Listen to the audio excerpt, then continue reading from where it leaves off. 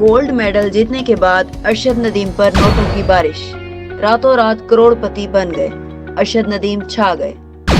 انعامات کی بارش، super star athlete Arshad Nadeem نے پیرس میں مردوں کے جیولن فائنل میں اولمپک کا نیا ریکارڈ قائم کر دیا اور 32 سال میں پاکستان کے لیے پہلا گولڈ میڈل جیت لیا۔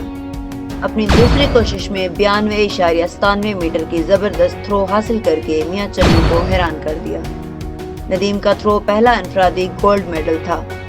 بلا شبہ سرکاری افسران، سیاستدان، صحافی اور دیگر یقیناً قومی خوشی کے نادر لمحے کو منانے میں پیچھے نہیں رہے۔ بابر اعظم کے ارشد ندیم کو تاریخی گولڈ میڈل پر مبارکباد۔ یہ جیت صرف ایک تمغہ نہیں بلکہ پاکستان کے لیے فخر اور عزت کی علامت ہے۔ ارشد ندیم کو اس کارنامے پر ملک بھر میں زبردست عزیزائی مل رہی ہے۔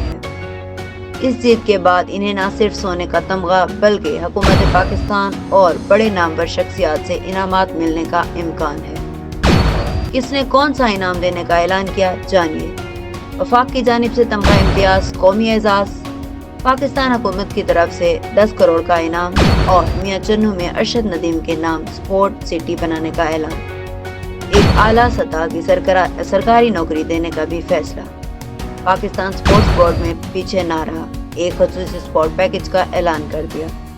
اسی طرح حکومت سندھ نے بھی 5 کروڑ دینے کا اعلان کیا۔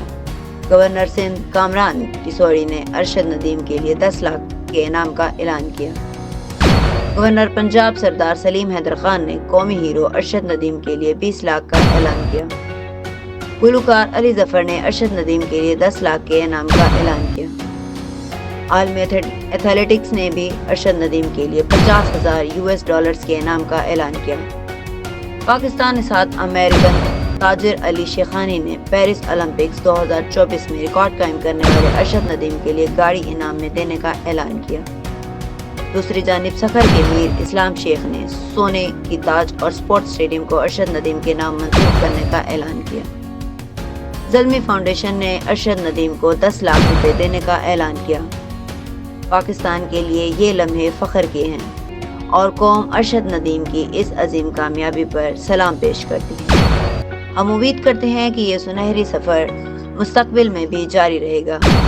ارشد ندیم کے لیے مزید کامیابیاں اور عزتیں ان کی منتظر ہیں۔